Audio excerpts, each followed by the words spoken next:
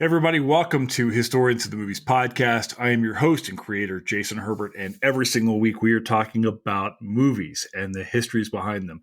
And this week we're talking about the film Dogma, which came out 25 years ago, directed by Kevin Smith, starring Matt Damon and Ben Affleck.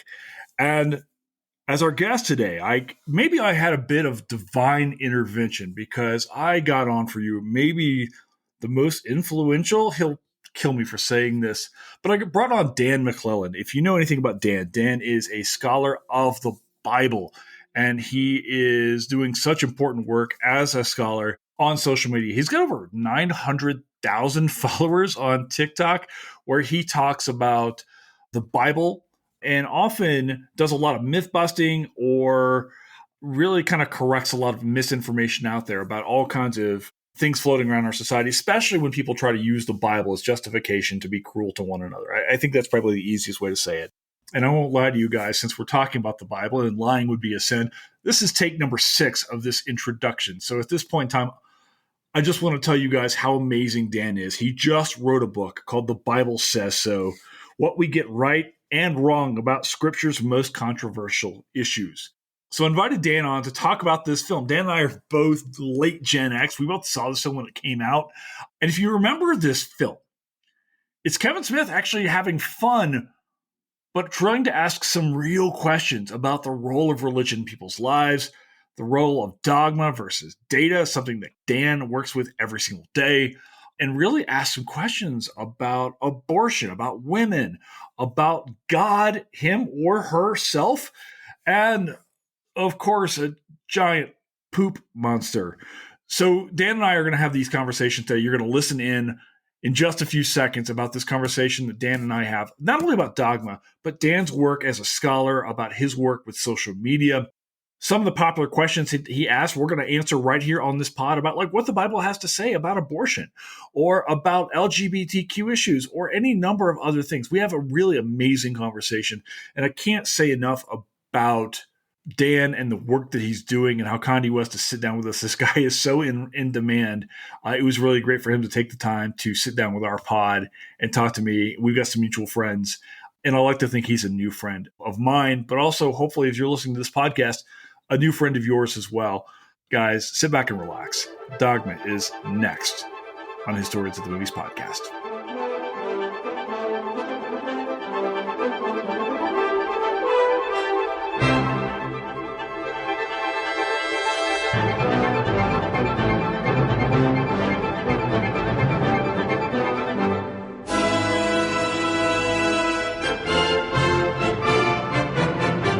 Can I tell you, I went skiing for the first time, and really right on my back, man. I mean, on the bunny slope.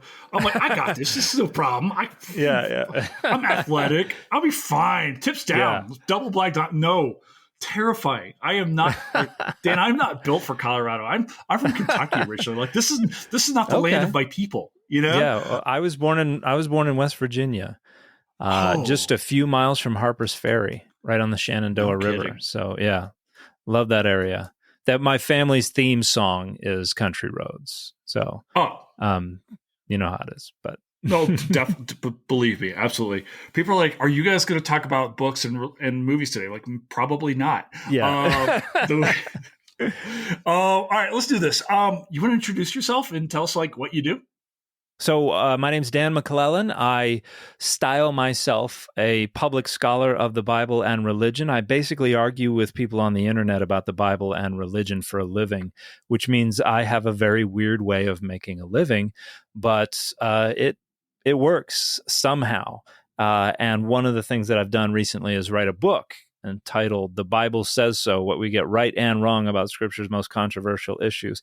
And I'm annoyed by trade book subtitles because they're so long, and I always am like, and I've got to rattle it off, and I didn't even like that wasn't even the subtitle that I proposed. That was the publisher who came up with that one. But I am out here trying to combat the spread of misinformation about the Bible and religion, and also try to increase public access to the academic study of the Bible and religion to try to kind of close the gap between the ivory tower and what's going on the streets and in the pews. Can I tell you, I don't want to embarrass you, man. I think you were the first person I followed on TikTok. Like, I resisted TikTok. That's more embarrassing for you, I think, than for me. But well,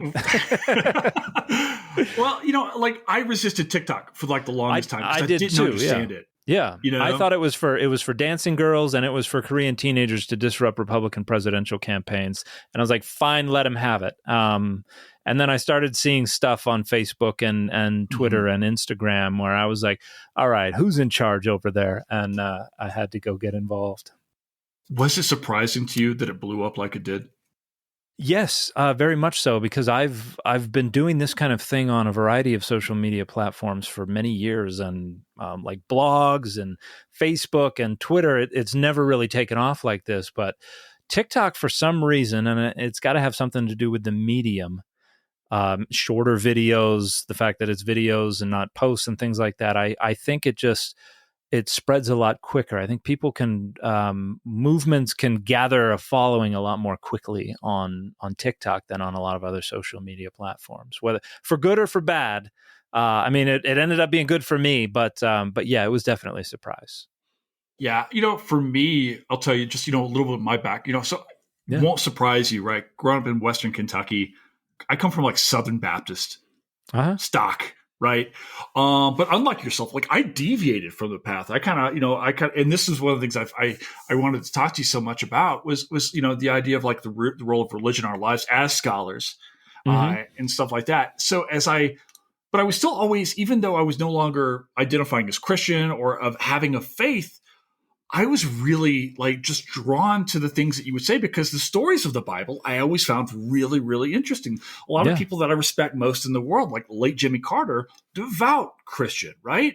So there's got to be, for me, there was always something there in the stories. But then again, like you talk about the misinformation, the way that the Bible has been weaponized, and not just recently, right? I mean, throughout time, was like a thing for me. So that was like, why I think I started following. But you have this TikTok thing. Like, why write the book? Like, what was in it for you to why write it? So the TikTok is one medium for kind of getting the message out there, for democratizing this access to the study of the Bible and religion and combating spread of misinformation. But I continued to do this. I would share my TikTok videos on Twitter and on Instagram, and started doing it on YouTube and doing it on Facebook. And all of those media have different audiences, and they consume their media in different ways. And one of the ways that I have always consumed media is through books, and trade books are a big business, and you can get a lot of eyes on ideas with books. And so I always knew that I wanted to somehow, in that my goal is to try to close that gap that exists between the ivory tower and the streets and the pews. I realized it needed to be a multi-pronged approach. I needed to go through different channels in different media so that I can get the folks who are only in one channel or one media. And so a trade book was always something that I wanted to write. In fact, my first book, my first monograph, my academic book that's a revision of my doctoral dissertation, I intentionally sought out a publisher who would allow me to publish it open access.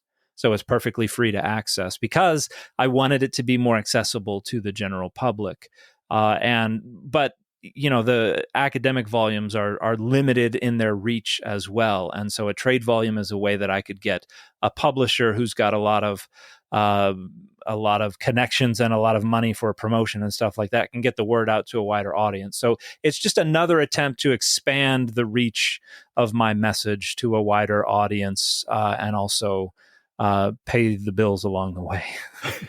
I think the bill paying is probably ideal. It's at some point. Yeah. That's what I hope this is able to continue to do for my family and me. So one of the things I've really dug about the work that you've done thus far, and then the book as well, is really kind of laying a lot of stuff out there. Maybe it's some of the things that people take for granted. I think that's maybe a thing I've always frustrated with. It was like all these presumptions that get made about the Bible or religion, no matter what denomination you are, or anything like that. And you just kind of, oh, well, my pastor said this, or I learned this in Sunday school or whatever. Like, where did this come from? So I want to ask you a very, very simple question, which is, Dan, what's the Bible anyway? That's a trickier question than it seems at first, because one of the things I point out near the beginning of the book is that there is no such thing as the Bible. There are, just like there's no such thing as the dictionary. There are a variety of different dictionaries, and there are a variety of different Bibles, a variety of different translations, a variety of different manuscripts, a variety of different canons.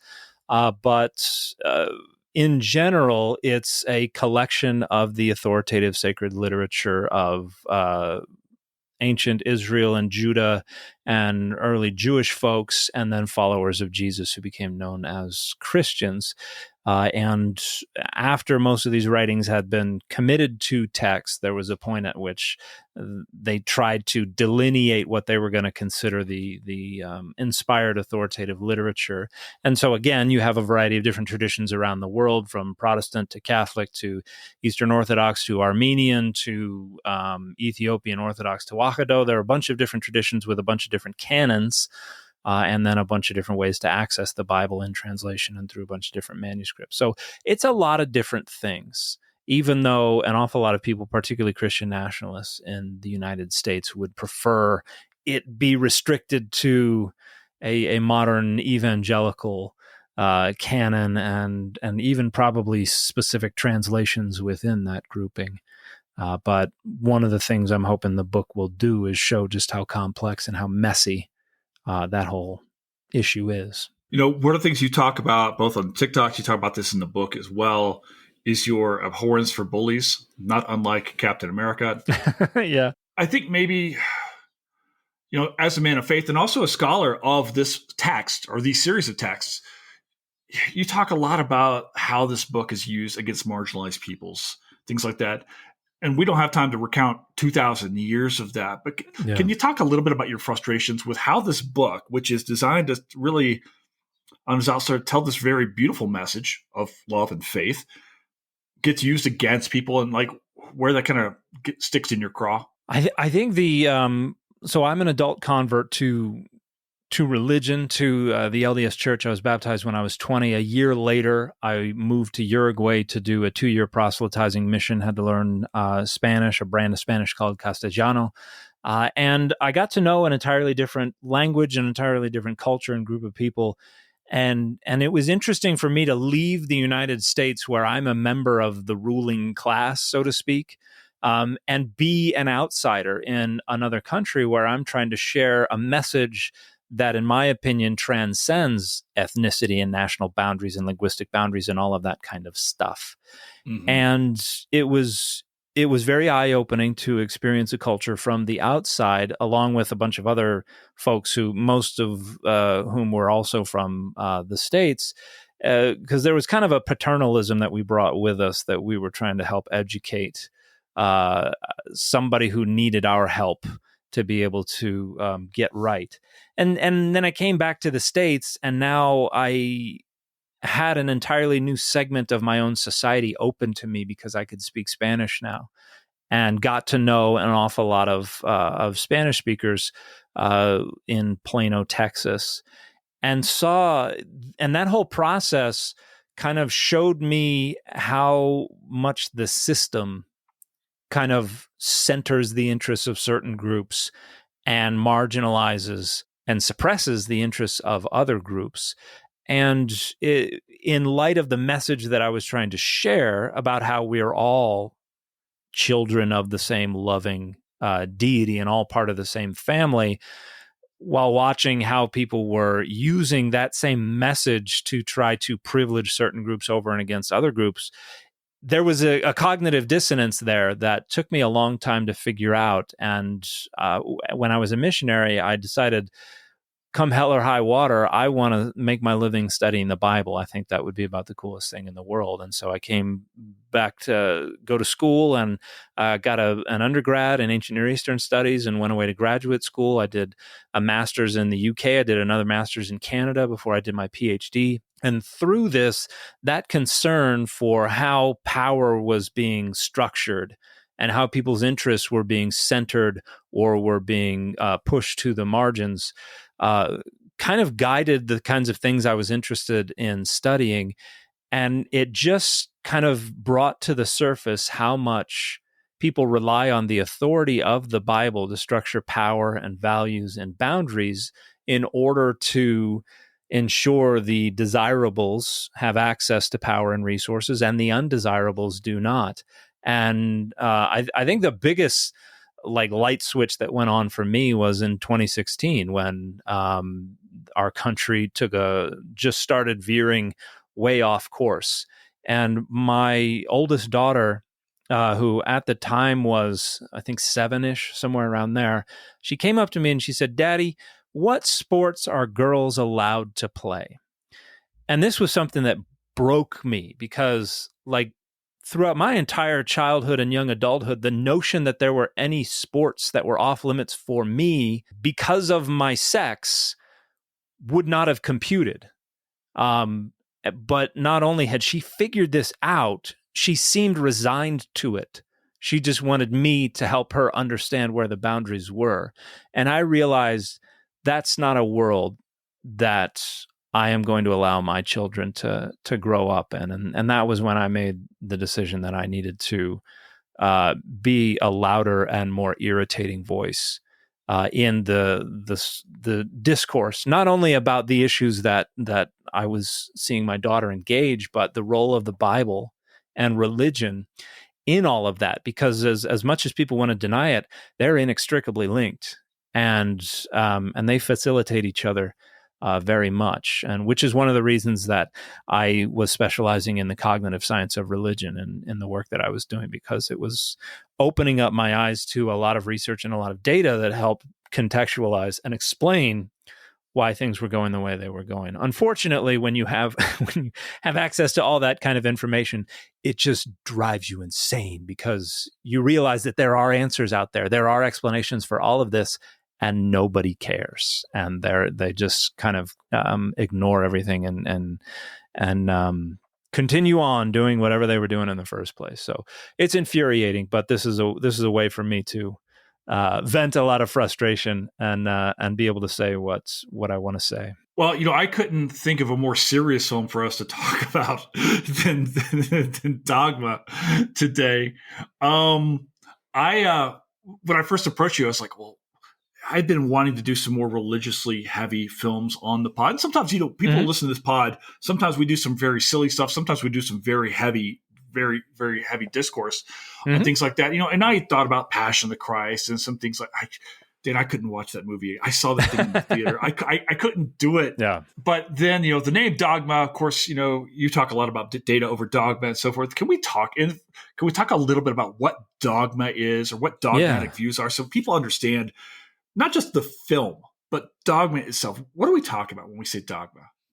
So when I use the word dogma, and it's not entirely off base, but it is a kind of nuanced view of dogma, I'm usually using it in reference to ideologies, ideas, conclusions, things like that don't follow from the data, but are usually adhered to because an authority said so, or because somebody's incentivized by their membership in some kind of group or something like that. In other words, they're positions that people hold not because of evidence, but because of implication, or because of authority, or things like that. So there's an awful lot of that out there. And part of the point of my channel is to show that you can actually engage the study of the Bible and religion without appealing to dogma, and instead focusing on what the data indicate. And a lot of people think that means I'm just trying to tear down the Bible because I hate it, because I hate God, because I hate Christians and all of these things. And the reality is, I think it just feels that way to an awful lot of people because they have confused their dogmas for their identities. And when I critique the dogmas, they think I'm critiquing them as people and their entire identity. And so that's a rough pill to swallow, even though I think it's not an accurate one. Well, I think an even rougher pill to swallow might be the idea that this film is 25 years old. You and I are both what? We're both what? Tail end of Gen X? Early millennial? I'm right on the cusp. So I was born in 1980, and usually millennial is born in 80 or born in 81. So I turned 45 in July, which, staring down the barrel of 45 is pretty intimidating. My friend, I turned 48 in July. So all right, right there with you. Yeah. We can exchange social security numbers and everything else. We'll just post it later on. Well, let's see. We're probably born pretty close to each other, so I imagine we have fairly close. Well, there's like the Zennial thing, right? I never felt like I was cool enough to be Gen X.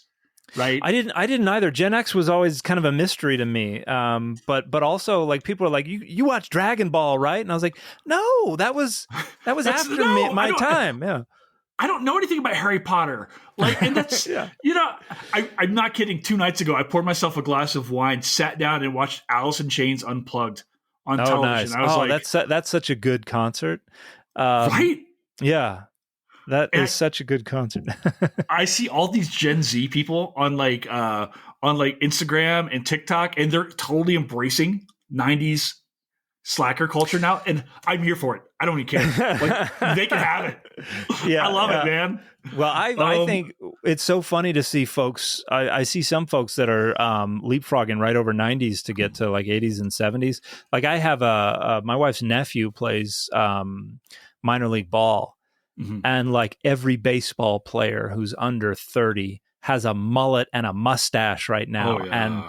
And I'm like, you guys skipped right over the 90s and went straight to the 70s stuff. But yeah, it's funny to see all these things making a comeback. No, I love it. All right. Did you watch this film when it first came out? Yes, I did. Well, wait, it was 99, wasn't it? Yeah, 99. Yeah, that was. I don't know if I saw it in the theater, but if I did not, I saw it very shortly afterwards because I was a big. When did Mallrats come out? Because I saw Clerks. Clerks made me a Kevin Smith fan, and then Mallrats made me a Jason Lee fan, and that was. And so when Dogma came out, I was like, I'm in. And so, I saw it within a year of it being released. Yeah. I remember thinking this was Kevin Smith's like real movie, right? Like Smith was our guy. We were all watching his stuff on VHS. Yeah, for those of you Gen Z listening, you can Google what VHS is. And stuff. And I was like, all right, cool. Our boy has made it big. And like, this is like a real movie. It's got production values and stuff. Did you go back and rewatch this before we did this? I did. Because there's a version of it, a very blurry version on YouTube, and I was surprised that you could find the whole thing on YouTube. But I needed to be reminded because it had been a long time since I'd seen it. There's a weird thing going on here, right? Which is that my perceptions of the film and what's actually in the film were two different things. This is not unlike your own work, sir. Well, it's like I remember feelings towards the movie, right? Like, vibes like is Dogma. what stays fun, with us. Vibes, right? Yeah. And then I kind of watched it. I was like, okay, this is. All right, let me ask you this before we jump into the film itself. Do you have a favorite casting in this movie? Because this movie has everybody. I have always thought that Alan Rickman as Metatron was genius. I mean, that one, as much as I love Linda Fiorentino, I think she was not given the best lines in this. There was a lot that was just so kind of wooden and she had a labored. And but Alan Rickman as Metatron was the best. I thought that was great. And then having Alanis Morissette come out as God at the very end was also that was peak 90s. So and then obviously you always enjoy Ben Affleck and Matt Damon being a buddy in a companionship in a movie. That's just classic as well. The amazing thing is, like, I never think about this movie when I think about Affleck and Damon together. Right. Obviously Good Will Hunting and stuff like that. And, they just did the Nike film and was the Ridley Scott movie a couple of years ago, the last Duel they were both in. Okay. Right? I don't think I caught that one. it was Ridley Scott's last good movie, but nobody watched it because it came out during COVID. You Okay. know, I was just saying Gladiator 2 was the worst film I've seen since Napoleon. It was, but I guess he's not coming on the pod now. Yeah. And of course there's Carlin, right? I mean, who is famously yeah. Oh gosh. The Buddy George Christ Carlin. is so classic. Because it's we're gonna get into that. Yeah, he's everything that he spent a career mocking, which was so good. Can we imagine George Carlin in the era of social media? Like if we had TikTok for like George Carlin bits in its time, in his time, we could have avoided 2016. We could have gotten in front of these young guys that voted the way they did. All right, I want to ask you a thing because this is a thing I've actually thought about prior to you and I meeting. And it's a thing that, I've got a smaller social media presence, but I still deal with this myself. And I think about some of the people who, are in our line that work in these fields and the things that we go through. There's a disclaimer I didn't remember before this film. And they're like, yeah. Don't get pissed at us. And then I thought, and I've seen, I saw some of the stuff, I've seen some of your stuff on TikTok and I've seen some of the nasty things people will say. So I guess my question, Dan, is like, how do you deal with that? Like, because you've got such a big platform, and I know that not all the comments are fun when people say them to you. Do you even look at the comments? How do you respond to this kind of stuff? Does it get to you on a personal level? Like, what happens? It used to very early on because I kind of treated it as any old social media engagement as just a part of my recreation. And once it became a full-time job and I came to a crossroads, to quote Bone Thugs, and I decided I can either try to fully engage everybody who comes on here and comments, whether favorably or unfavorably, and I would never have a moment's rest. I would be busy, particularly as the audience continued to grow. Things would only grow more and more unsustainable, that level of engagement would. And so I decided I was going to rather minimally engage, and that helps my mental health because when it comes to the critical stuff, I realized very quickly the more I engaged with them, the more I'm just serving their interests, and it's not helping me or my channel or my mental health at all. And I couldn't possibly get to everything. So it was like I could either inadequately try to engage with as many people as I could and destroy my my mental health and my time and everything, or I could just say, I will, every now and then I'll go poke around in the comments and see what's going on, and maybe I will get into it with somebody from time to time. But for the most part, when I see negative comments, I just move on. And because it's not going to affect me, I know the comments are overwhelmingly not accurate. If there's something thoughtful, if there's a critique that I actually think may hold some kernel of truth, I'll engage.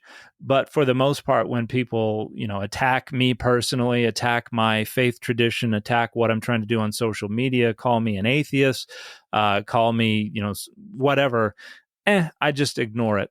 And an experience has taught me that there's absolutely nothing I could possibly do to avoid or eliminate that.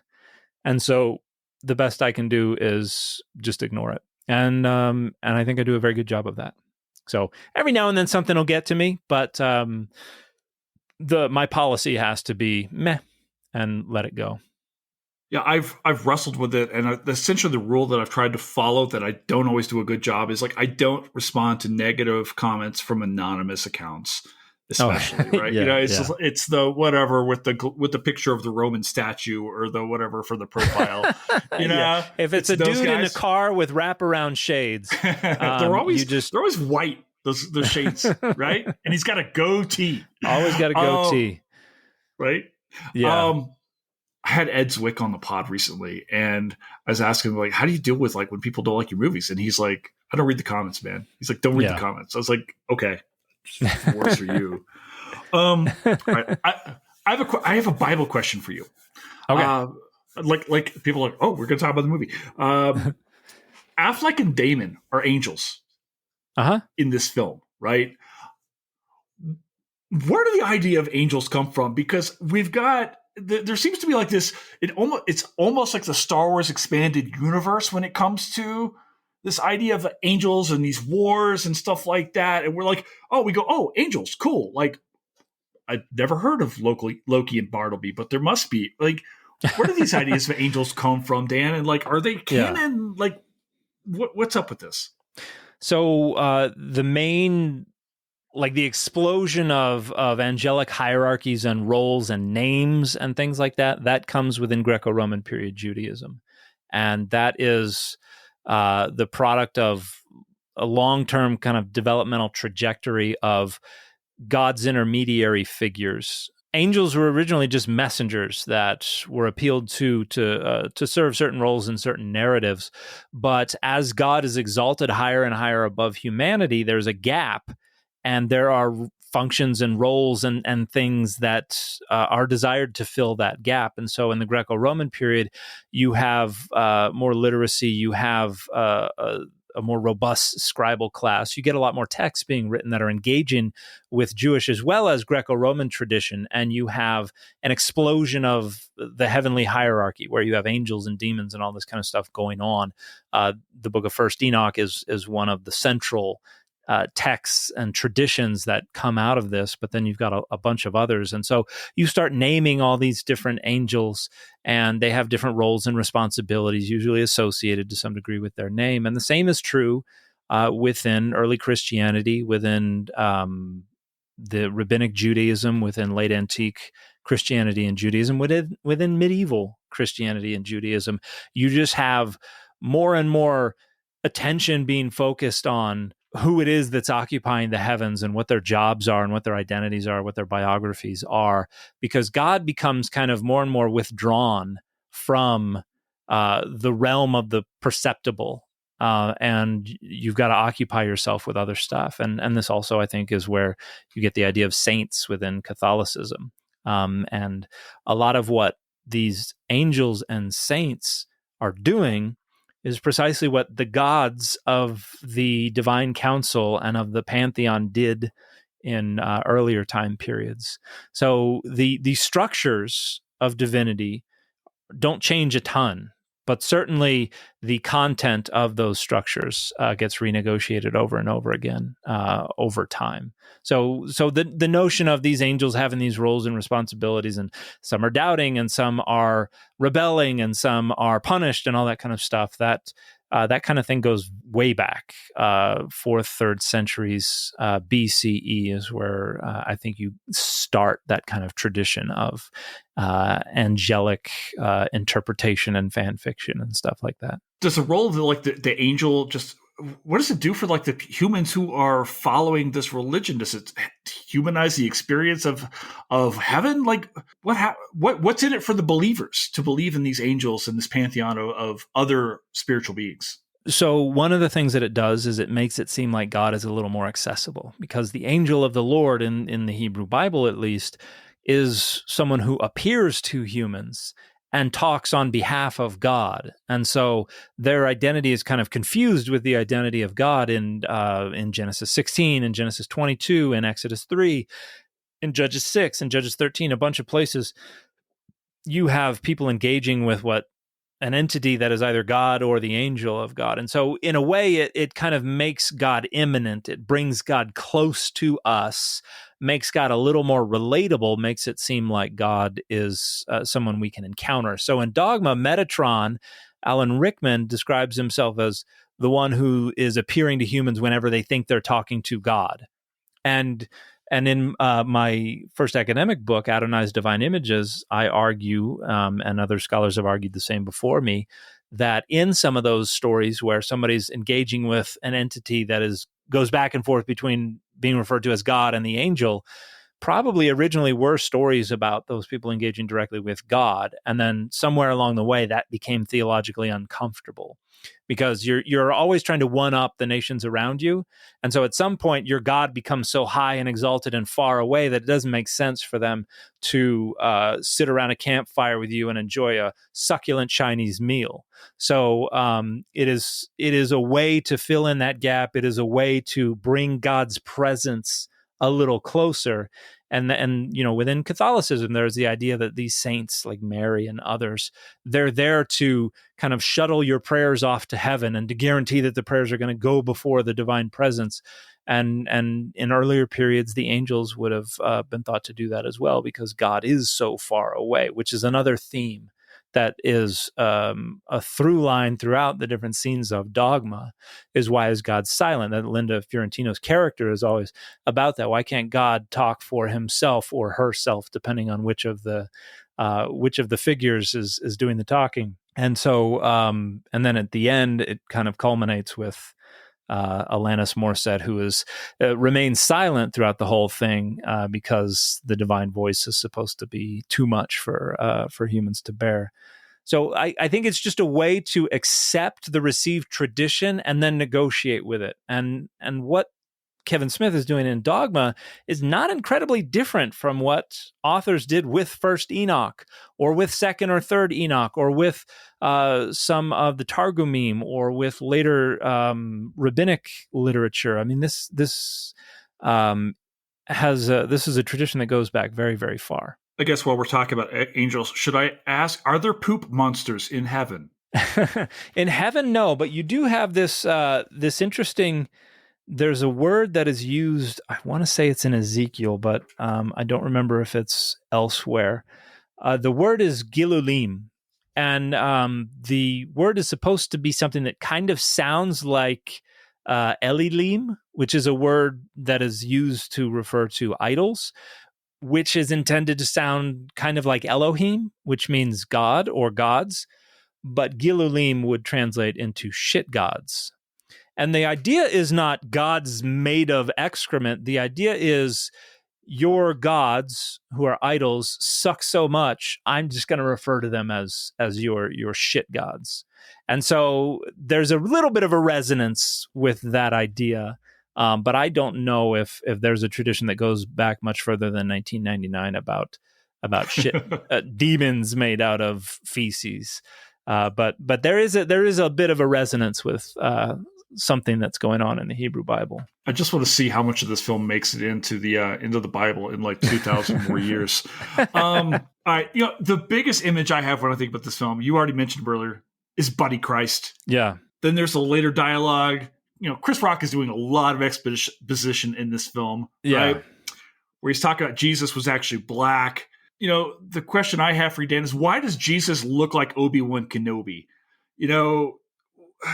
And I say this in jest, but like quite clearly the image of Jesus has been modified by different audiences over the years. Yeah. What's with this, The desire to have anthropomorphic figures that can bring God's presence near is also kind of bubbles to the surface in the desire for Jesus to be relatable to you. And unfortunately, as humans, we tend to kind of intuitively and naturally have preference for the folks who look more like us.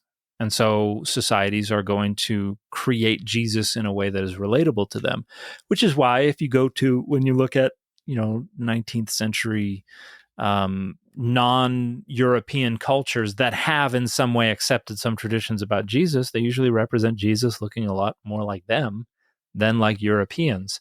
And Europeans are going to have Jesus look like Europeans. And Europeans have kind of had, majority control of Jesus since the 4th century CE, when Christianity took over the Roman Empire. And so you first start to see European-looking Jesuses in the 3rd and the 4th and the 5th and the 6th centuries CE. And it's really in the medieval period that Jesus becomes firmly established as a gaunt-faced guy with kind of brown beard, brown hair, and brown eyes initially. But then when you get to like the 18th and 19th century, Jesus's eyes sometimes turn blue.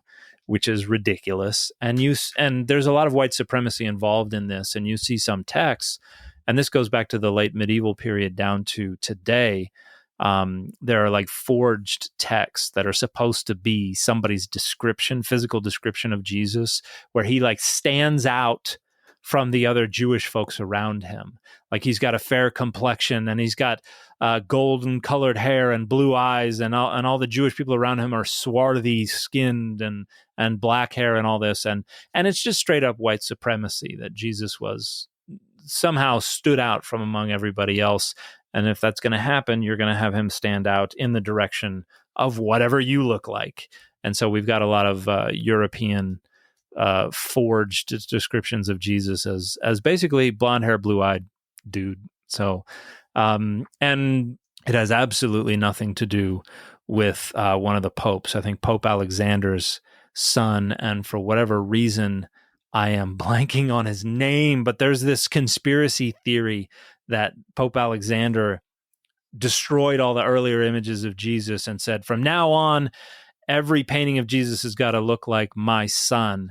And the idea is that's where the European looking Jesus came from, and it was supposed to be one of Da Vinci's lovers or something like that. And that's all entirely false.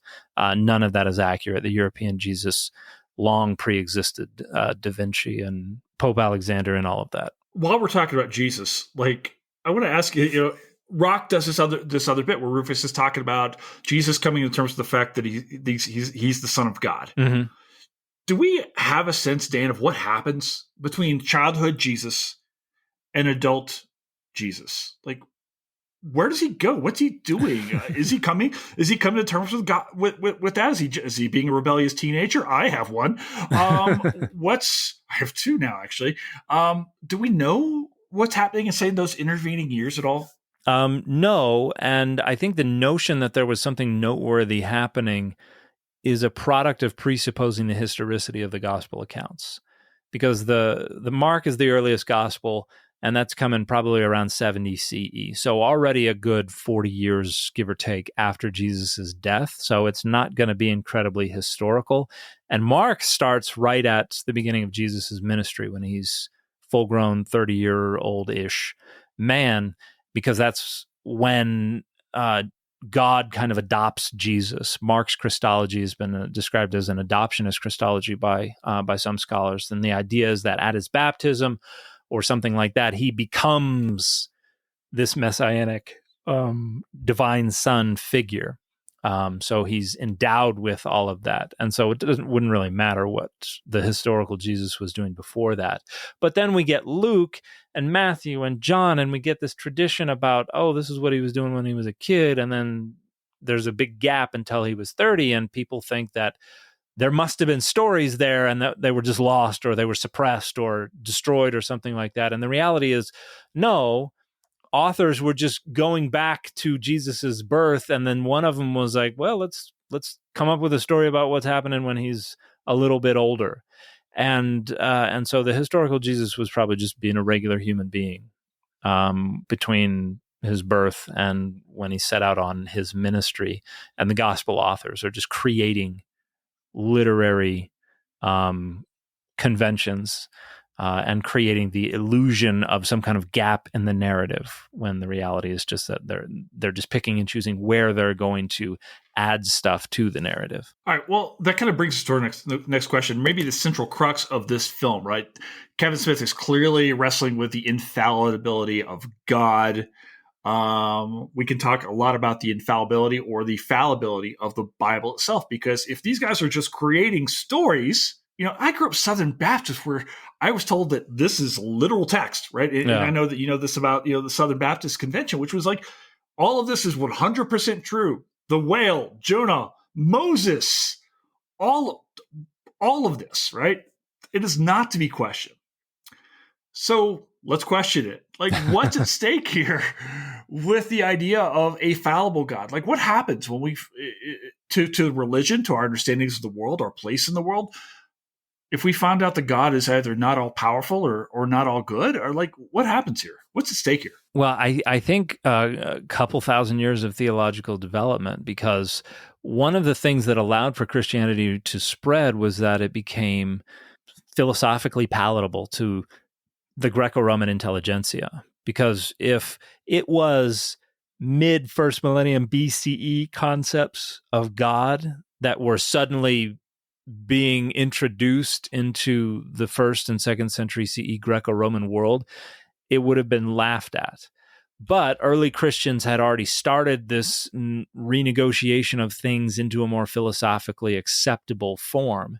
And part of this was the idea that had developed starting with Plato and others, and into Stoicism and into Middle Platonism, that the divine was this superlative. And you had an idea of the divine as immaterial and unencumbered by the trappings of this corrupt fleshly existence. And so there were a bunch of ways that the divine was intellectually made superlative.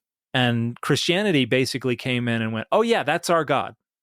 And everything about God was then reoriented to serve the interests of that philosophical inquiry. And so that means these binaries about all good versus everything else, and about all powerful versus everything else, and all knowing versus everything else. And you get all these superlatives.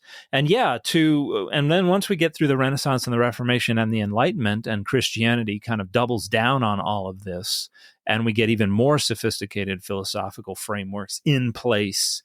And then science begins to come up with all of this stuff, and Christianity has to defend itself continuously against the onslaught of rationalism and scientific inquiry. If it gives an inch, then the whole project really falls to pieces. It is built on such a brittle and such a fragile foundation of strict binaries and superlatives that I don't think that foundation can tolerate any imperfection, any cracks in the foundations, which is why deconstruction is such a difficult thing for so many people, because they build their identities on these foundations, and then they are kind of compelled to face facts, and they realize this is not all working out, and their identities crumble to the ground. And so that's one of the things that makes it so hard, and one of the things that disincentivizes so many people. But once they go through it, I think they find there's a firmer foundation on which to build their worldview and their concept of self and all of this. And so I think that's such a big threat to people's sense of self and worldview, to have to, engage with the messiness and the complexity of all these things, which is why they don't, and why they spend so much time so vehemently trying to argue against those things, because I think they recognize that it represents a threat to their worldview and their sense of self. It's easier to move goalposts, I think, than to... Yeah, fallacies are attractive for a reason. Yeah. I don't want to give away the entire book, and we wouldn't have time to do that anyway. But I think there's a really, really specific point in this film we can talk about what your book does here. Our protagonist, Bethany, right, she's a social worker at an abortion clinic. So let's talk about this. What does the Bible, Dan, say about abortion? Well, directly about abortion, absolutely nothing at all. But that's not convenient at all. No, it would be nice if it did say something, right? And this is where I kind of upset both sides, because and this was something from the beginning of my channel. I always said I'm not playing for either team or any of the many different teams. I'm trying to call balls and strikes, and there are a lot of folks who will, in the debate, the online discourse about abortion in the Bible, will say the Bible has instructions for how to perform an abortion. The Bible has a recipe for an abortifacient, and that would be in Numbers 5, the ritual known as the sotah, the ritual of bitter waters, or the ordeal of bitter waters. And I don't think that actually has anything to do with an actual abortion. And in addition to that, because it is a ritual that a woman is forced to go through against her will, which could result not only in a miscarriage if she's pregnant, but potentially her death, I don't think that's a very useful rhetorical tool to be wielding. But additionally, it's just a curse written in ink, and the ink is scraped into some water, and some dust from the temple floor is thrown in the water, and it's mixed together, and she chugs it like that.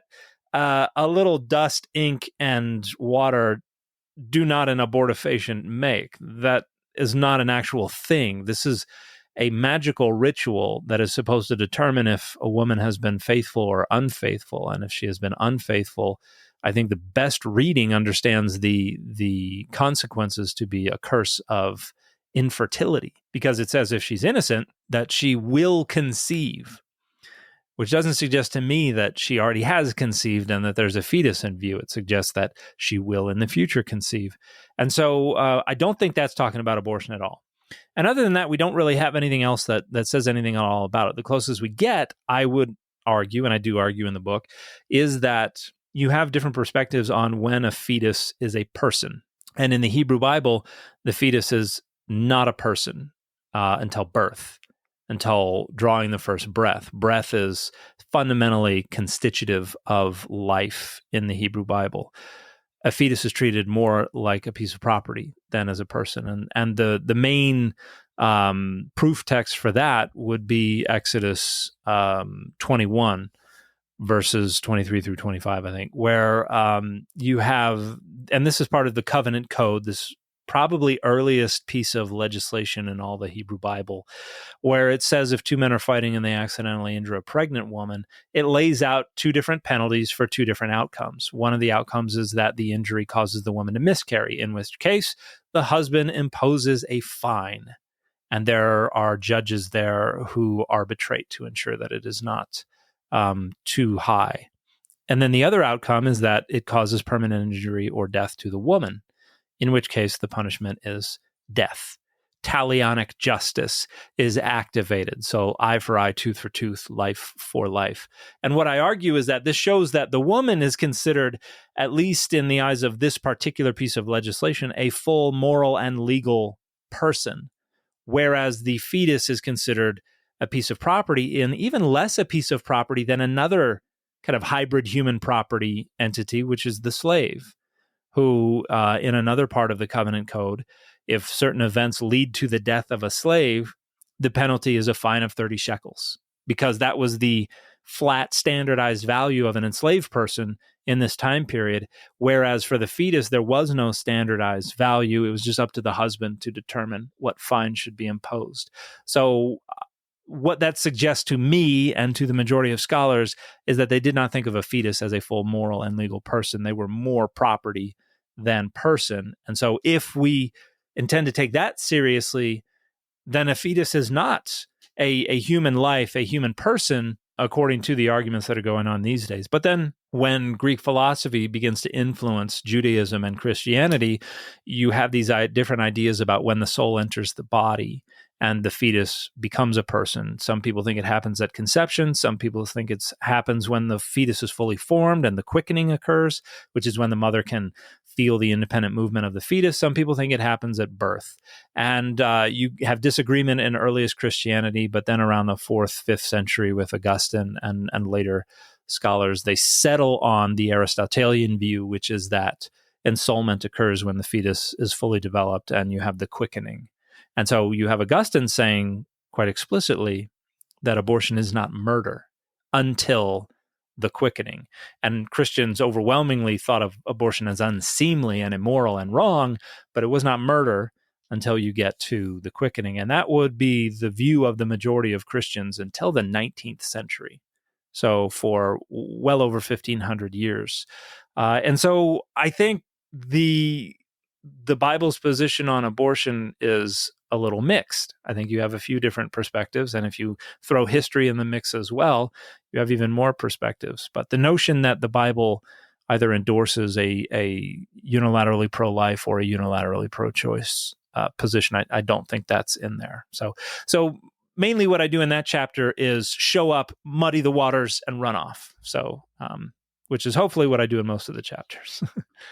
No, that's great. And also, your understanding of the word quickening and mine are completely different. Mine involves murder, but through the decapitation of an immortal swordsman. Oh, Um, well, there can be only one, obviously. I am so ready for this. I am so ready for this Henry Cavill film. Just pour it into my soul, Dan. Can we talk about Salma Hayek? If we must, yeah. There's, I don't know if every time Salma Hayek, I assume that every time she signs on to a movie, she's like, I'm going to be in my underwear at some point, right? And I think that's proof of God in and of itself. Yeah, I think that was, what was I? I was 18 or 19 when the movie came out. So, at the time, bullseye. That was all I appreciated the casting. Serendipity talks about women in the Bible, and I've tried to think about this. I don't have the experience or the knowledge of the Bible that you do, but when I think about Christian religion, I think, well, wow, this is really heavily male dominated. But as you've been talking about, women are throughout the Bible. Uh, Is there a way to see that the Bible treats women? Is it a unilateral way? Like, where are women in the Bible?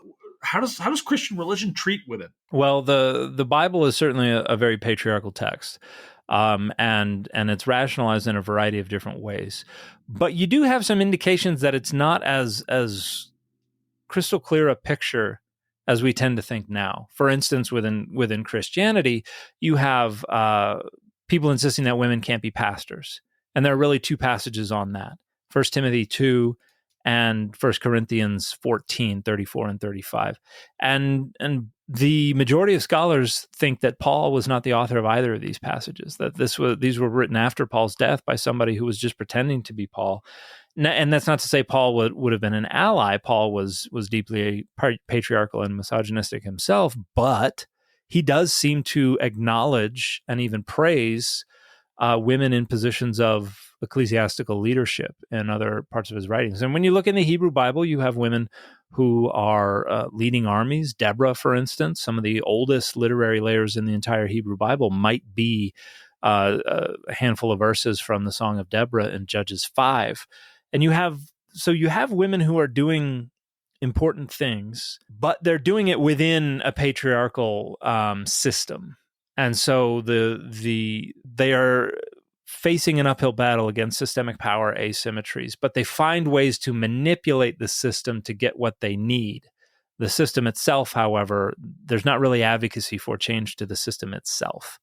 And so it remains fiercely patriarchal. But there's archaeological and other textual evidence for Christian women being in positions of leadership for centuries after Jesus' death.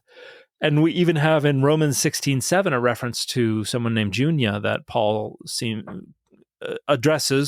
greetings to, along with a man named Andronicus.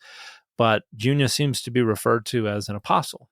And some early Christians reference that and say, wow, she must have been amazing to have been an apostle as a woman. So John Chrysostom, for instance, praises Junia's faith.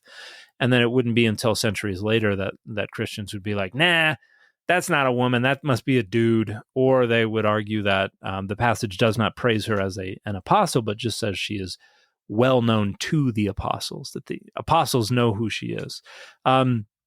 And so it's a little mixed. There are ways that misogynists can try to leverage the Bible to try to serve their structuring of power over and against the interests of women these days.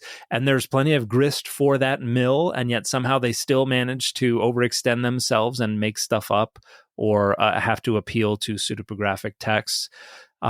Because there are also ways that the authors seem to give some agency to women, even as out of the other side of their mouth, they also deny that agency. So it's not a clear picture, but overall, women don't fare incredibly well throughout the Bible. They are subordinated to men socioculturally, and the text in many ways lends authority to that arrangement, particularly with things like Genesis 3, where God curses Eve and says, your desire will be for your husband, but he will rule over you. So it's an unfortunate set of circumstances, but obviously it's a socially and historically contingent one that continues to evolve as society changes. I don't want to go all Dan Brown on you.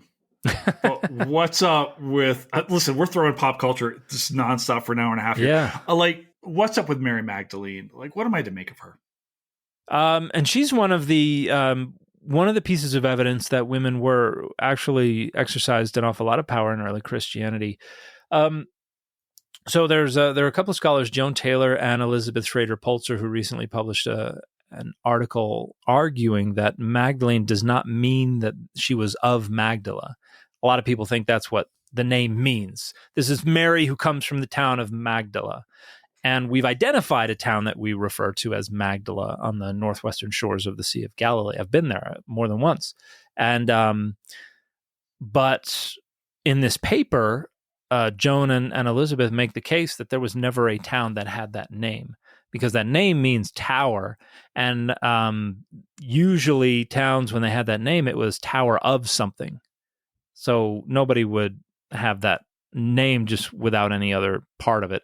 And they argue that Magdalene did not refer to where she was from, but that it was a title that meant toweress or the towering one.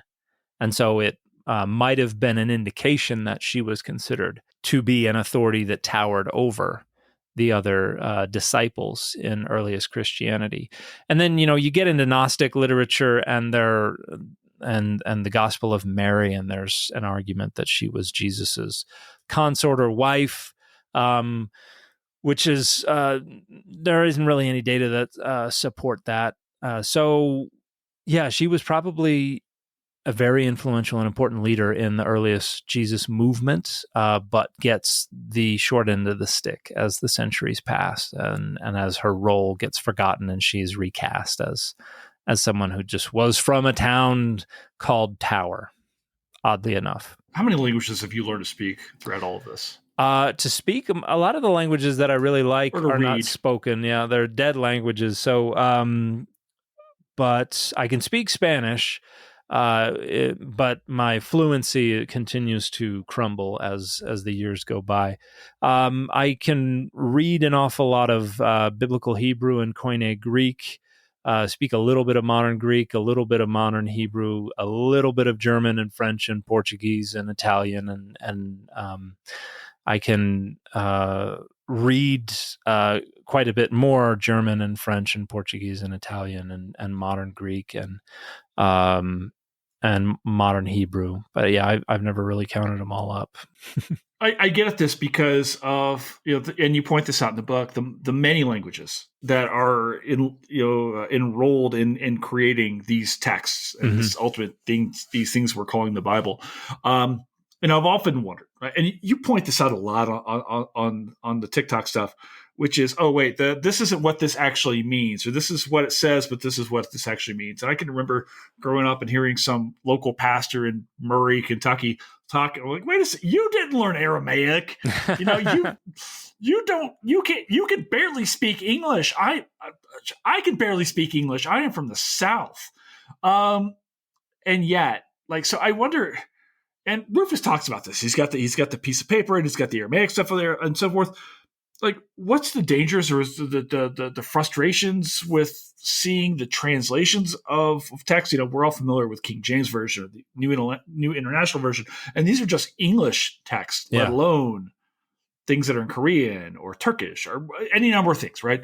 Where does that play into your work? Like unraveling this stuff through language? Well, this goes back to the data over dogma thing, because unless you can plumb the depths and drill down to the bedrock of these arguments about what's going on in the Hebrew or the Greek or the Aramaic, then you have to at some point just say, I accept so-and-so's interpretation, and I'm going to turn around and assert their interpretation or their translation. And so I think that's a good sign that you have not quite yet figured it all out if you're having to at some point do that. Now, there's a degree to which that's inevitable. All scholars at some point have to lean on either the consensus view or the views of the scholars that they defer to, because nobody can be a specialist in every last field on which their scholarship is going to touch.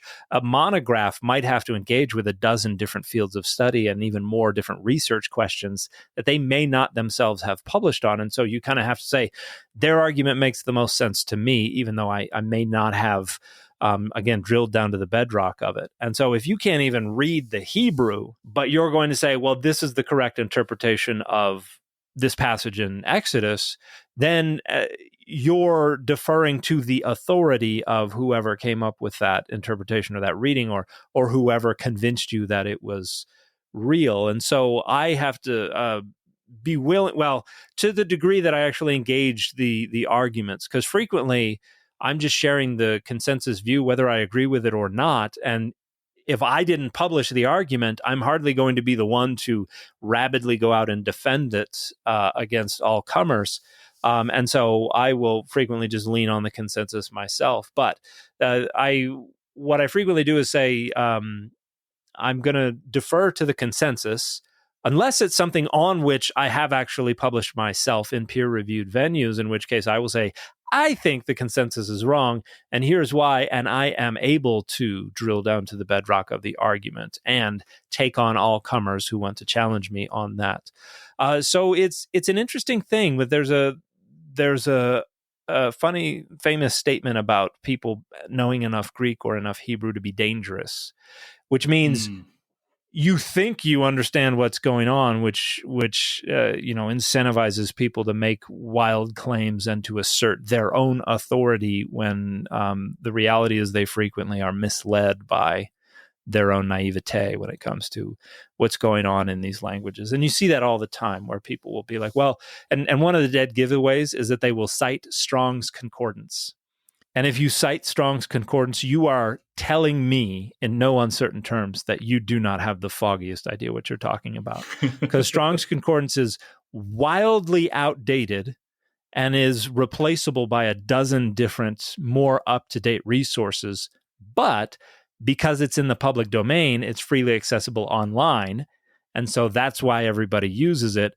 And if you have to go to a free online resource, it means you don't actually have other resources, which means you have no formal training, which usually means 99.9% of the time that you don't have the foggiest idea what you're talking about. So I warn people about quoting Strong's Concordance, and oddly enough, an awful lot of people don't take me up on that warning, and they just turn around and Strong's Concordance, and it just gives away that they are utterly clueless about what's going on under the hood of their argument. I had a professor when I was at Wichita State University, an anthropology professor, and he said that if aliens came to the Earth and they looked down and saw all these religions, they would have a hard time distinguishing between any of them.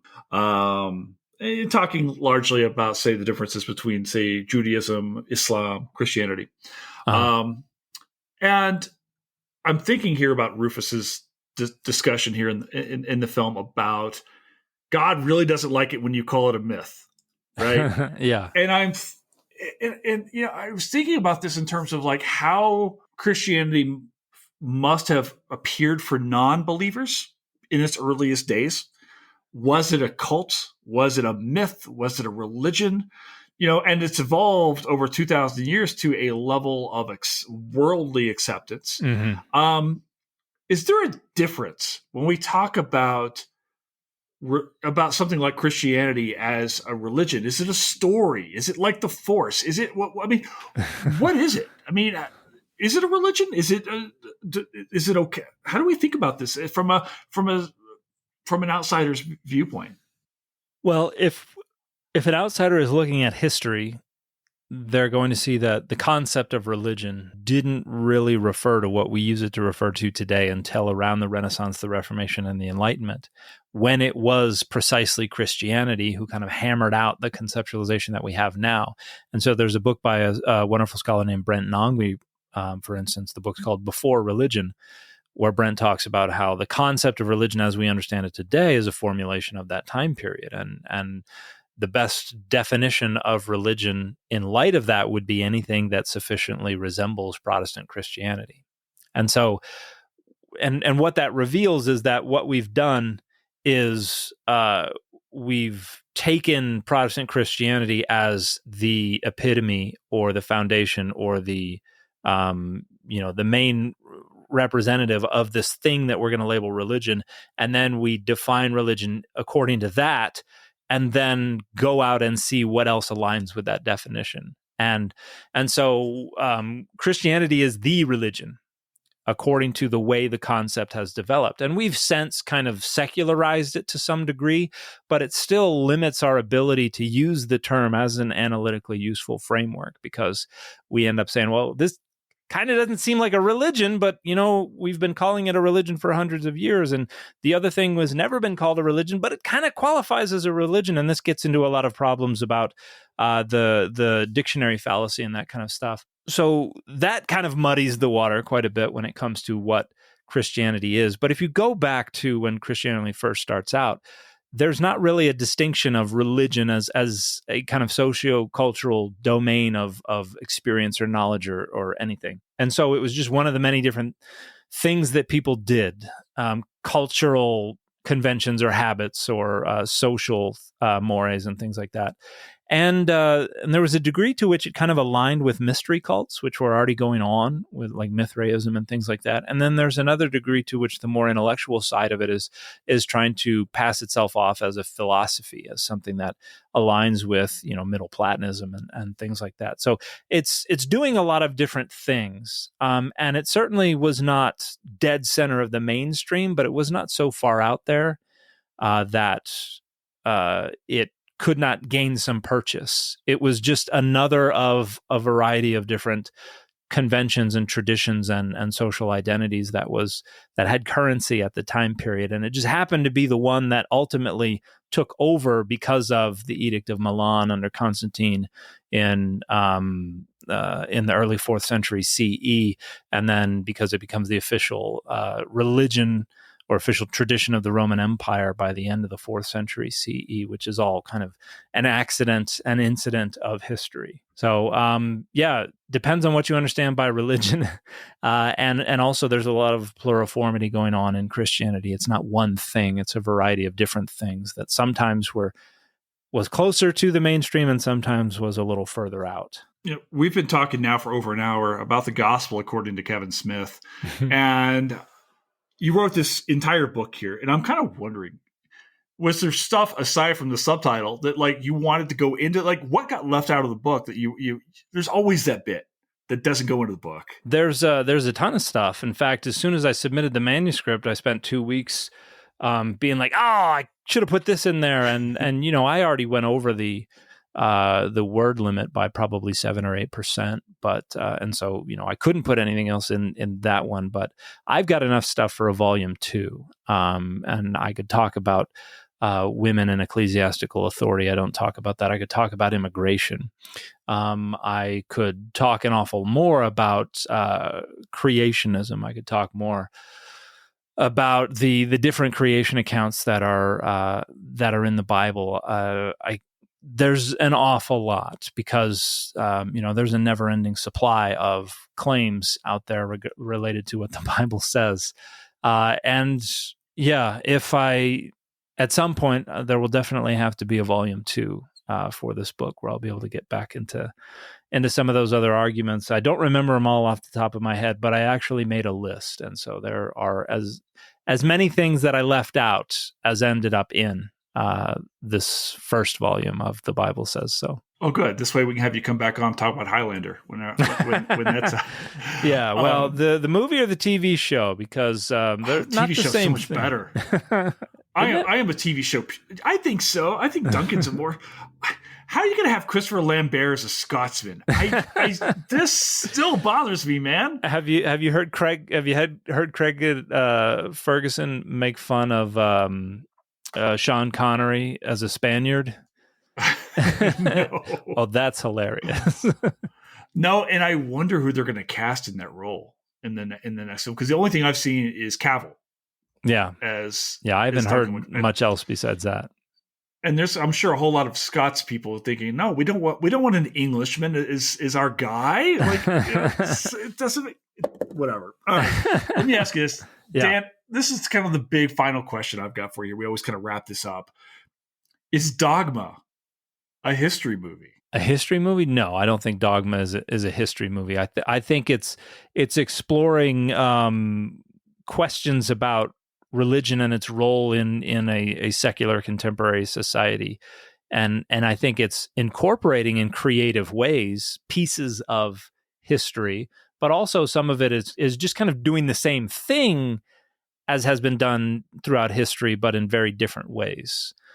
So I don't think I would call it a history movie. Yeah, it was fun to sit back and watch this and kind of listen to it. I hadn't watched any of Smith's stuff in a while. Yeah, yeah, it's been a while. He's kind of like it's almost like the idea of James Bond for me, where I think I like the idea of Bond more than what I see on screen. Yeah, sometimes the memory of it is better than experiencing it all over again. Bro, it's just like today. It's all vibes. You know? Yep. So, Dan, buddy, thank you so much for being here. Thank you for talking having about the book, your work, man. I can't tell you how delighted I was for have you come on, the work that you do, and I have so much respect for what you do. And then getting to hang out with you, man, for like an hour and a half, which was awesome. Yeah, you too. I appreciate you having me.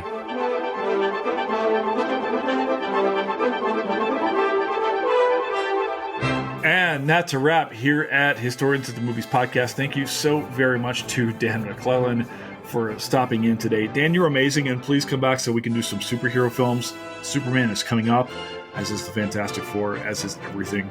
But Dan, thank you so much for being here. Fletcher, of course, thank you for being here and being the angel on my shoulder, Fletcher, for making this show possible. And most of all, thank you to all of you for continuing to chime in, to listen, and share this podcast with everybody. This show is growing by leaps and bounds right now. I cannot express to you how excited I am. So thanks for being here. We have a ton of pods coming up for you, and check them out. So thanks for being here. And if you like the pod, please share it with your friends, and we'll talk to you later. Ciao for now. Bye.